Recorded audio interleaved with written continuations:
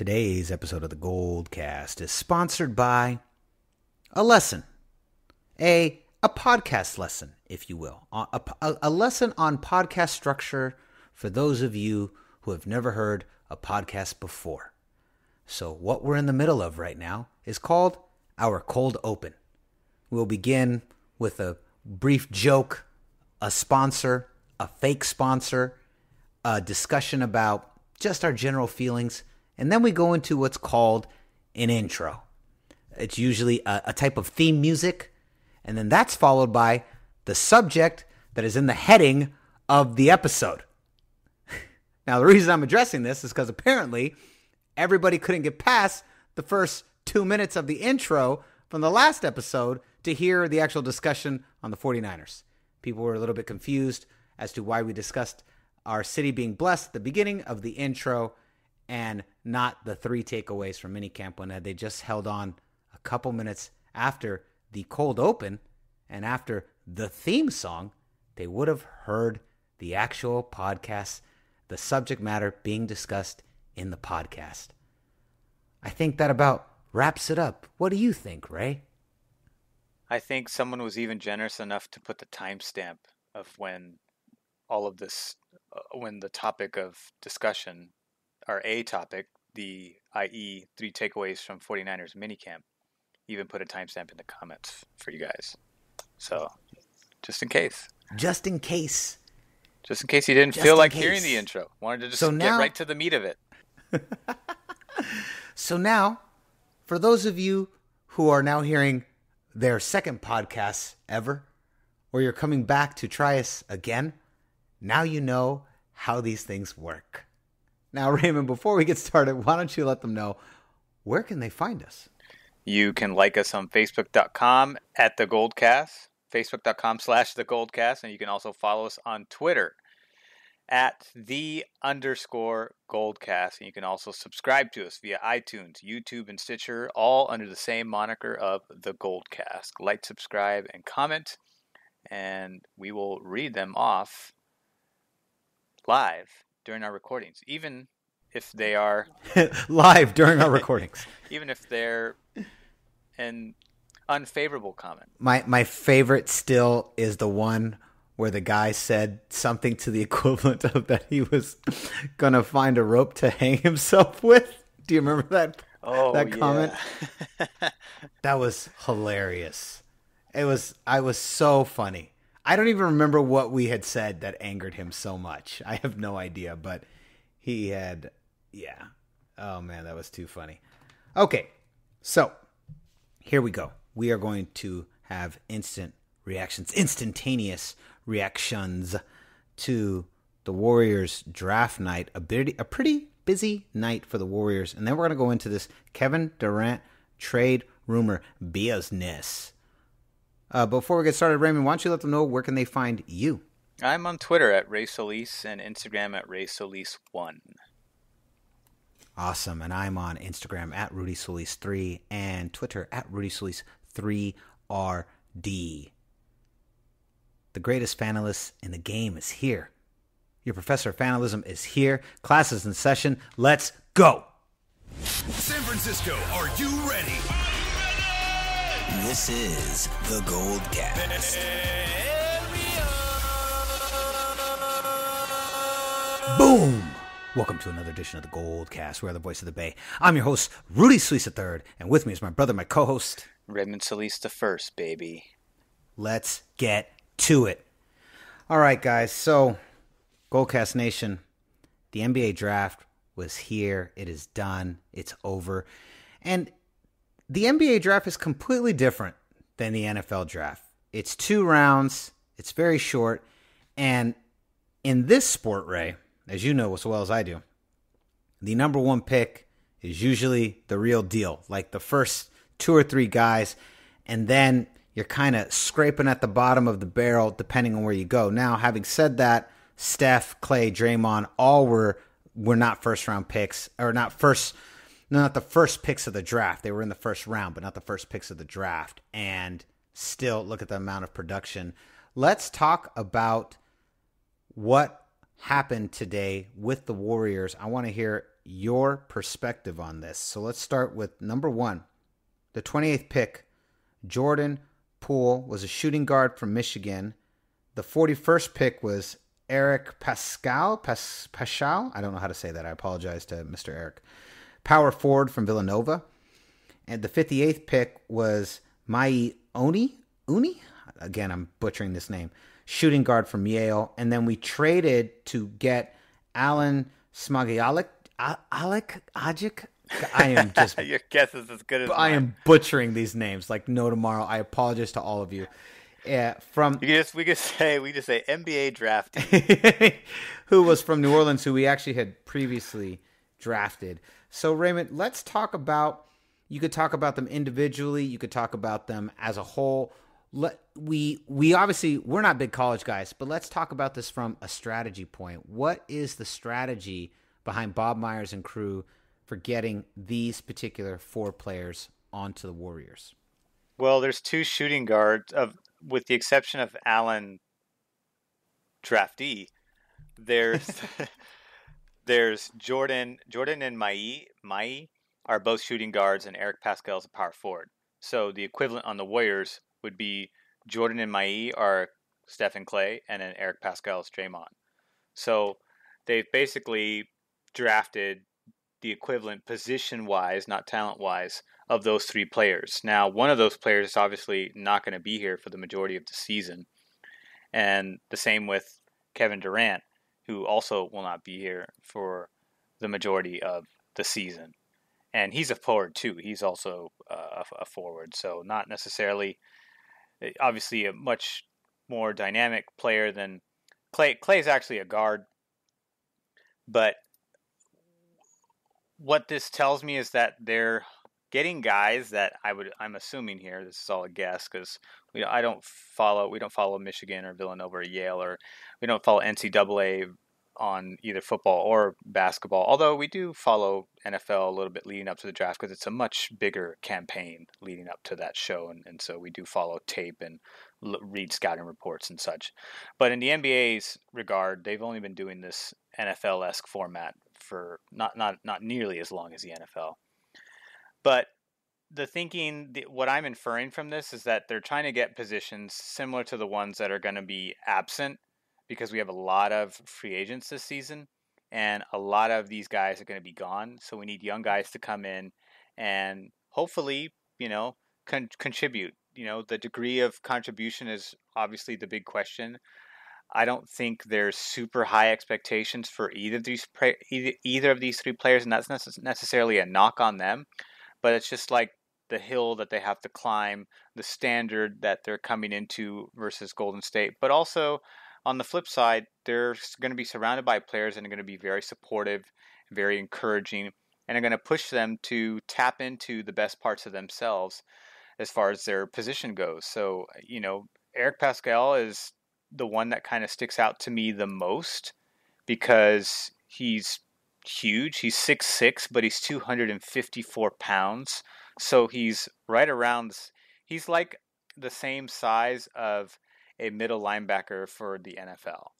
He's right around that size, but this is basketball, and he moves swiftly, according to the reports, of course. And this guy ended up putting up 16 points and 6 rebounds. So this guy's big. He's kind of like a Draymond with scoring ability, or at least a bigger version of Draymond with scoring ability. And I don't know, it's kind of intriguing because if this guy can really come into something, I think he can be. There's no limit for either of these guys. It's all based on what they're willing to put out and how far they're willing to take themselves. So they're on a team where that is the normal. Which is always a good thing because it's like, oh man, you're going to be on a team where everyone is they're like among the top 5 in the entire association. So you're going to learn from the absolute best. You're going to watch the best shooting guard, the best point guard, and one of the best point guards, and obviously the top scoring point guard in the association in Steph Curry. And you're also going to watch one of the best defenders in the entire association in Draymond Green, another forward. So this is going to be great because I don't expect Jonas Jerebko to come back.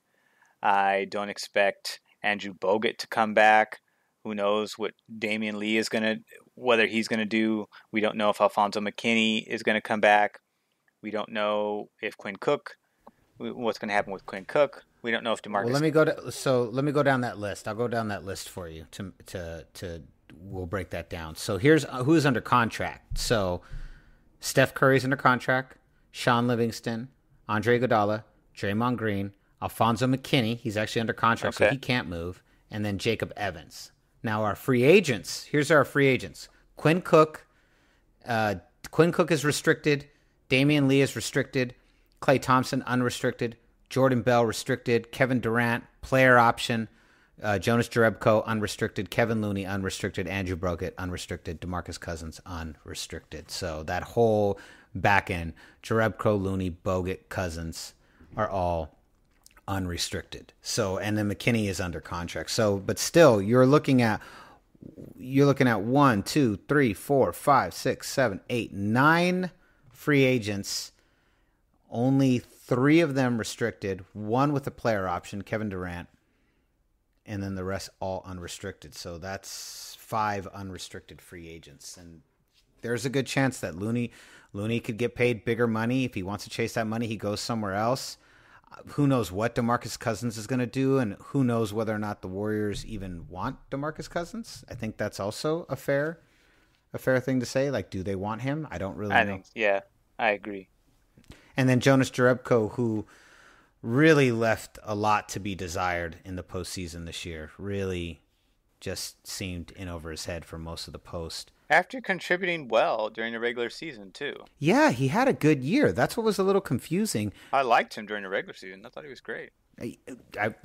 Yes, agreed. And also that was reflected in a lot of analyst talk throughout the year. Yeah, it wasn't bad. And I don't know if he was just in over his head. I mean, the pressure was on. These guys were in just knockdown, drag-out fights every single round with players going down.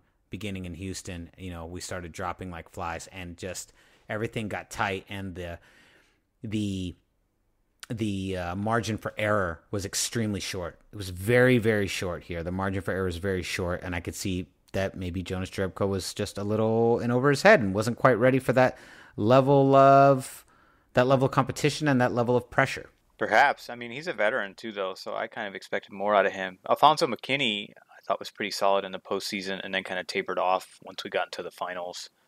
But, I mean, that's neither here nor there.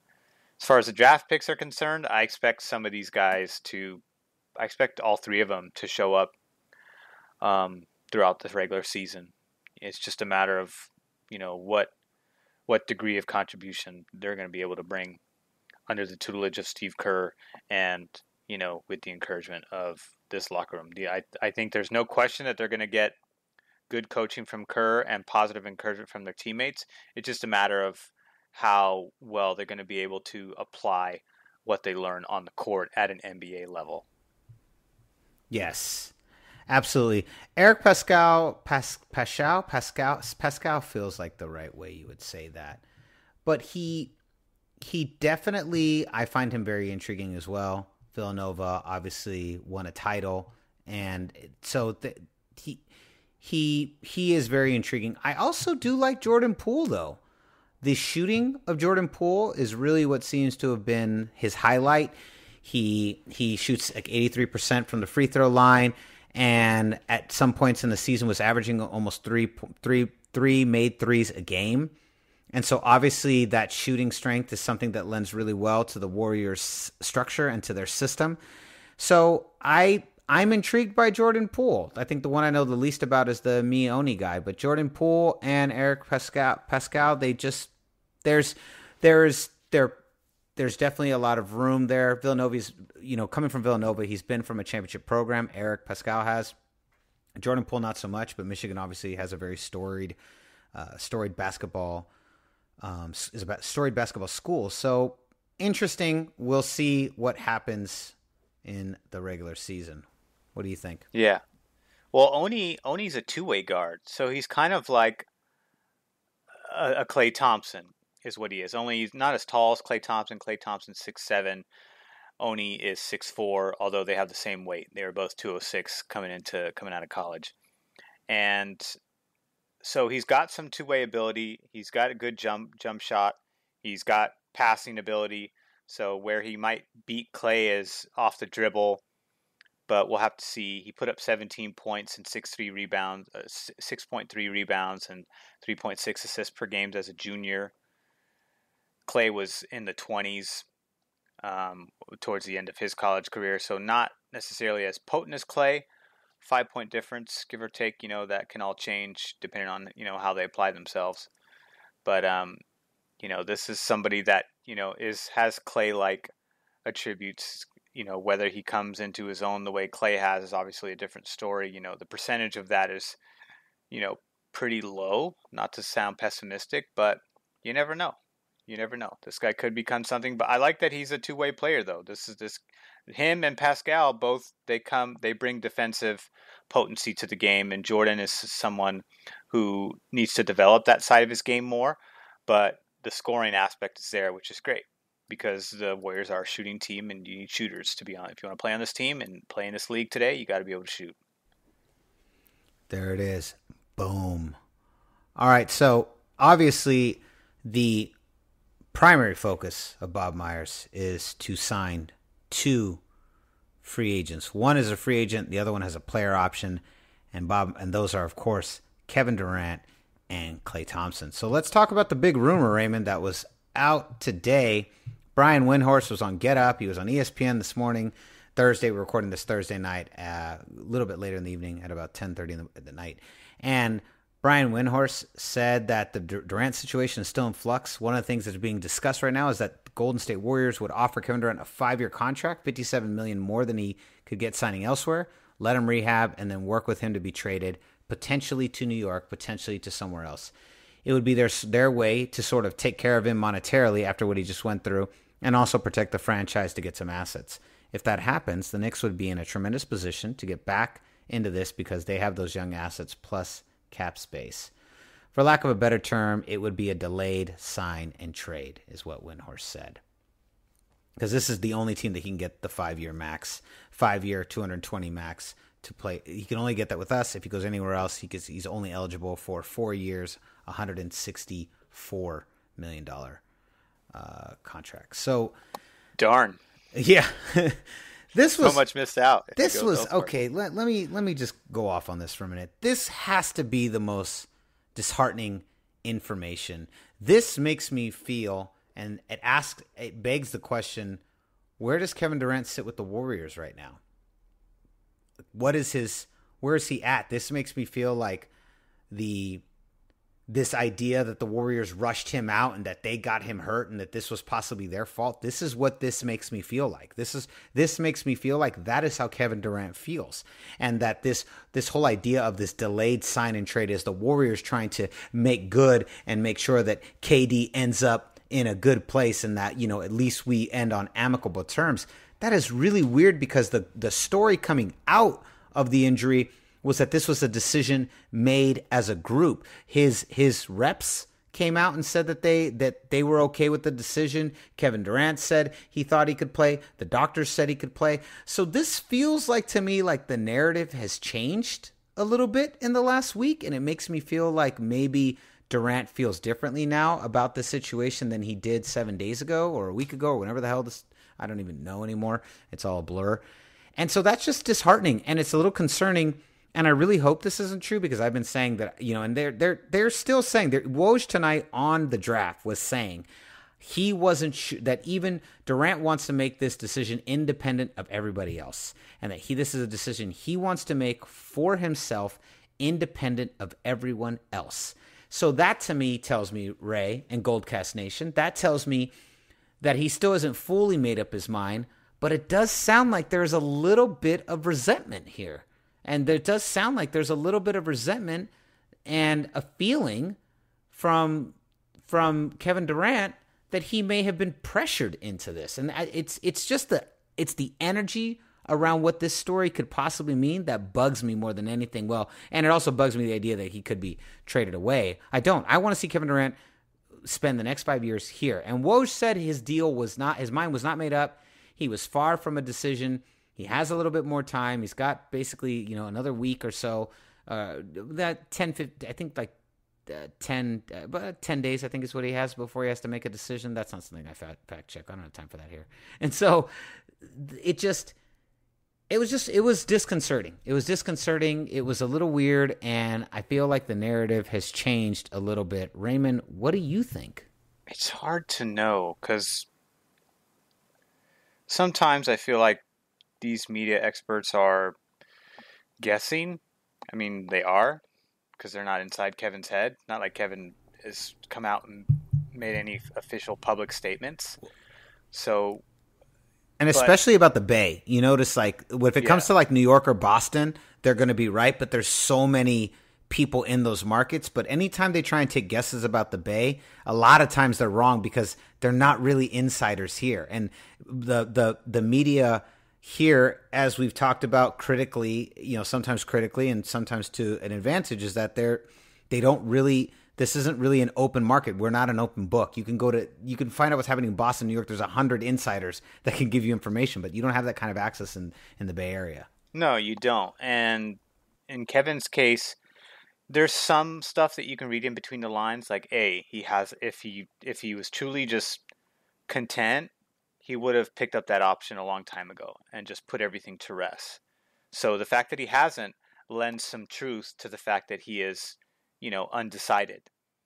But at the same time, if he was just ready to go somewhere, then, he would have been, I think there'd be rumors of saying so-and-so is negotiating with Kevin Durant's camp or vice versa. We would have heard something like that. We haven't.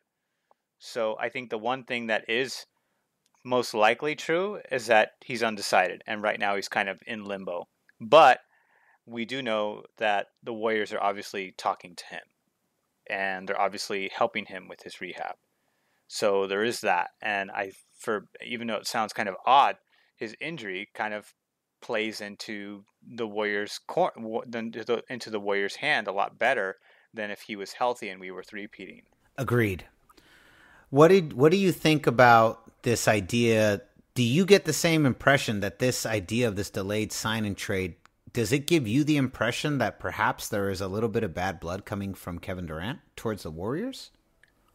Maybe, but I just don't know, because he didn't say any of that when he got injured.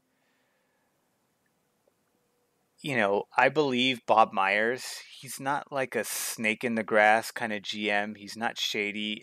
They're really upfront and honest, very similar to the way that the 49ers front office works. They're very similar in that regard, where they're mostly transparent, and there's not a whole lot of drama. There was some this season because, there was a free agency that became an issue, and I think that obviously got under the skin of Draymond Green, earlier in the season, and he obviously lashed out about that.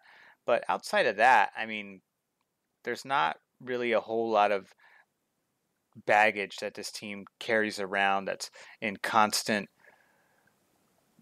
circulation with the media, and it's, there's no hoopla. It's just been Kevin Durant. That's been the only thing that's been talked about to great length this year. And that's where is he going to go if he decides to go. And that's understandable. Anytime you have a superstar like that, especially when you're the best player in the league, then you're going to get that kind of media circulation around you. And if you play into that, you're just going to galvanize it, which is what Kevin does, unfortunately, in my opinion. But I think there's, it's like you say, there's their side, there's the media's story, there's Kevin's story, and then there's the truth. So I think it's somewhere in between somehow. I think Kevin is clearly undecided, but I think he is talking to the Warriors right now, and rightfully so, and vice versa. They're talking to him. I don't think there's a whole lot of teams that are really in the mix right now. It's all speculative right now. The one thing that I think is pretty much set in stone that's happening right now as we speak is that the Warriors have first crack at Kevin Durant. Whether he agrees to that or not, remains to be seen.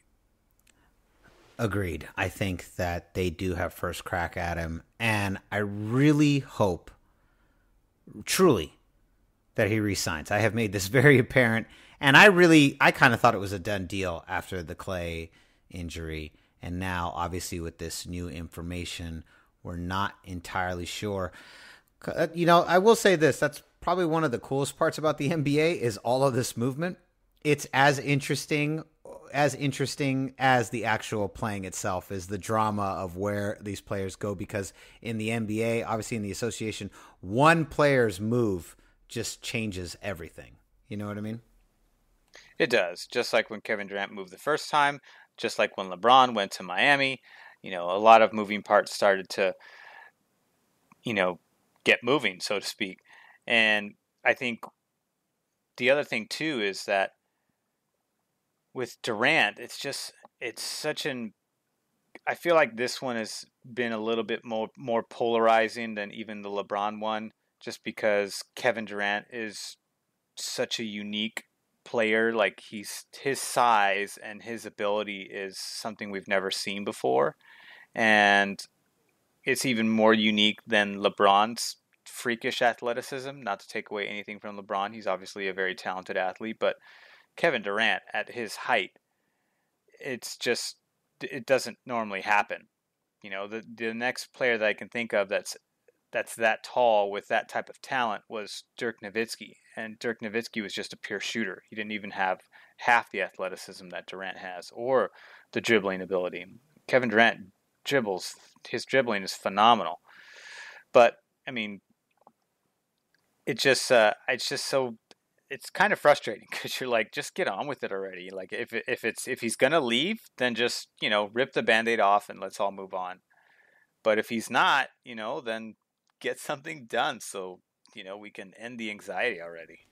Agreed. I think that is the most painful part for Goldcast Nation, right? It's the anxiety. It's not even it's like you're in a relationship and you're not sure if the girl you love is going to stay or not. You're like, do you love me? Are we going to work this out? Or are you going to leave? Just make a decision, because I've been sitting here for a week and I don't know what's happening and everything's weird. Like, and I think that's truly what everyone feels. Like, that's the anxiety I think everybody feels. Is this real? Is it not? Are you done? Are you going to stay? Or are you going to go? What's going to happen? And I think more than anything else, for us, the fans, for you, Goldcast Nation, and for us as well, it's the goddamn anxiety. That's what drives us the most nuts. It's that KD anxiety. That's what I'm going to call this section, by the way, KD anxiety. If you see it second on the podcast list, that means it goes second in the order of what we talk about. Yeah. Just for those of you taking notes. Yeah. For those of you who this is the first podcast you've ever heard in your life, that's how this works. But so back to this, my God, it's the anxiety. That, you nailed it. That's the nail in the coffin. It's the anxiety. That's what drives us nuts. The not knowing, the unsureness, the unsteadiness, the inability for us to either move on with our fandom or start to re-up and get ready for a year from now. We can't do either. We're just sitting here waiting, and we don't know what's going to happen. And every day there's news every other direction coming from a lot of different sources, and that's the most frustrating part. Well said, Ray. Thank you. All right, so let's get to a couple of our boys. So let's start first. We're going to go back a couple weeks to our mailbag here. So Toronto wasn't the better team, just the healthier one. That was our 2 podcasts ago. Our boy Jabari Owens said this title is 100% facts. Then our boy Dax. So Raymond, you weren't here the first time Dax responded. Dax, as we mentioned before, is not just a long time. He's literally listened since the first episode, which is crazy. Dax has been there, but we've known Dax since kindergarten at St. John's in San Francisco, and his brother Joshua, both. Yep. Raymond is actually, fun fact, Raymond is actually the godfather of Joshua's daughter. That's how close they are. Facts. All right, so here we go. So, Dax said, Ray is back. I can't believe it took me 3 days to find time to listen to this. Also, Halloween spoiler, dude. Now I have to watch it so I know what you're talking about. Good family film. Great family film. John Niner said, all I got to say, Terrible finals. Why I prefer football over lame basketball. Hashtag Niner Empire. At least he watched. At least he watched. And also, I do like that his avatar is Michael Myers' mask, which I think is hilarious because I did mention that. Saddlebag said, I say disappointing. Injuries just mounted. Starters were either out or completely hobbled on the court. It was a handicapped finals. I completely agree. So, on 3 takeaways from minicamp, our boy Dax jumped in again. Warriors back in SF, I still believe. Gonna call it and say we make conference first round, but won't make it past that. Welcome back, Ray. Clearly, Dax is very excited that you're back. We're all very excited that you're back. Raymond, welcome back to the Goldcast. It is just not the same without the greatest fanalist in the game. Glad to be back. So then we have our friend Michael here. I thought this show was supposed to be about the 49ers, not the Warriors. To which Mind Virus responds, Niner talk at the 4-minute mark. This is what we were referencing earlier. And then Jabari Owens, our boy Jabari Owens says, I just want to see Nick Bosa, DeForest Buckner, Eric Armstead, and D Ford get after the quarterbacks. And I just want to see Fred Warner, Quan Alexander, and Dre Greenlaw baby shake the running backs. Jabari, I've never heard anyone refer to it as baby shake the running backs. That is quite funny. And then another Michael. This is actually a different Michael. Or maybe it's a burner account. Why is this video about basketball? Clickbait. Went from the Warriors to Niners for a couple minutes to LA Lakers. Thumbs down. To which I told him, we spent the first 23 minutes discussing the 49ers. I don't know what more we could do, Ray. What? The title also says plus AD to the Lakers. So if there's another Lakers in the NFL that I'm unaware of, an expansion team, and AD is some premier player that's going to go to this new NFL expansion team, then perhaps we owe you an apology for missing that and giving a misleading title. Totally. That's so funny. All right. That was our mailbag. That was our mailbag here. That's what we got. Thank you all. For a lot of our regulars chimed in today, and then a couple of Michaels who had no idea where the Niner section was on the podcast. Timestamp was 4 minutes. We've got a special episode this Sunday. We are bringing back, now that Ray's back, we're bringing back the Gold Dives. The Gold Dive is back. Raymond, without giving them any hints, telling them what game we're doing, do you want to drop some hints, a little flavor for the year? All I'm going to say is that the game has quintessential 49er dramatics. Yes, I will say also, this is from the modern era of the 49ers. Would you agree with that? Yes, I would. Yes, this is from the modern era. Maybe the last great run. That's all I'm going to say. Right. That's a big clue. Yeah, that's a big one. That's a big one. And if some of you are really that hungry for Niners updates, the one thing I would just add to that, and this is that the kicker that we drafted has been getting rave reviews. So as the era of Chicago Bear native, I can't remember his name. What is our Chicago kicker? Robbie Gould. Yeah. As the era of Robbie Gould comes to an end and he continues to sit out of all team activities, the drafted kicker continues to savor every moment he gets to show off the one asset that is his best, which is his leg. And so things have been going good in that regard. So yay for him. Oh, well actually, I take it back because Robbie Gould is actually the kicker, and our draftee was a punter. But apparently he's destroying it. That's awesome. According to reports, he's filthy. Quote, filthy. That was used to describe him. I can honestly say in my lifetime watching the NFL, I cannot remember the last time I saw a punter and I was like, damn, This dude is filthy. Yeah. I can't remember that either. I don't think it's ever been used, but apparently this guy is filthy. See, I could see in the war room on draft day, the Niner brass, they're all sitting there and they're going, yeah, well, but is he filthy? Yeah. How filthy Because is this dude? how filthy is his foot? Are we talking like mud? Are we talking literally filthy or metaphorically filthy? What filthy are we discussing? Like, how filthy is this guy? Is he so filthy his foot is actually dirty?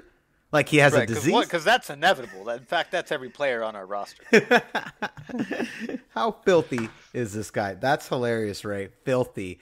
That is going to be definitely something we use over and over again is how filthy. But how filthy is this motherfucker? All right. Yeah, I guess the ratio of like punts like inside the 10 is like it's been ridiculous during off-season training or off-season mini camps and stuff. He's been nailing inside the 10 and 20 like consistently, nonstop. Well, I will say this. Filthy. Just pure filth. He's been filthy with those inside the 10 kicks. This punter is filthy AF. Just filthy. Well, I hope we rarely get to see it this year. I hope we're like, who is this filthy punter? I wish I knew. We're making so many touchdowns. I have no idea who this guy is. Yeah. That's the goal. That is the goal. Raymond, any last thoughts before we sign off? That I hope you guys are now a little bit more enlightened on podcast formats, how they work, how the topic arrangement is discussed, how it's disseminated, and how the titles are accurate to the information that's conveyed in the podcast too. Just hope all of that comes through now. Yes, so that we don't have to do this again. We hope this is the last time we have to deliver a lesson on podcast structure. When class is a session, we want to talk about fanalism and fanalists, and I want the fanalists to speak. We don't actually want to discuss the structure of this podcast. That's actually not what class is in session for. Yeah, our title's just going to be NBA Draft, 49ers Filthy Punter. All right. So concludes another edition of the Gold Cast. We are the voice of the Bay. I'm your host, Rudy Solis III, and with me is my brother, my co-host, Raymond Solis the first, baby. Boom. Let's get after it, baby. Big gold dive on Sunday. Here we go. This is the Gold Cast.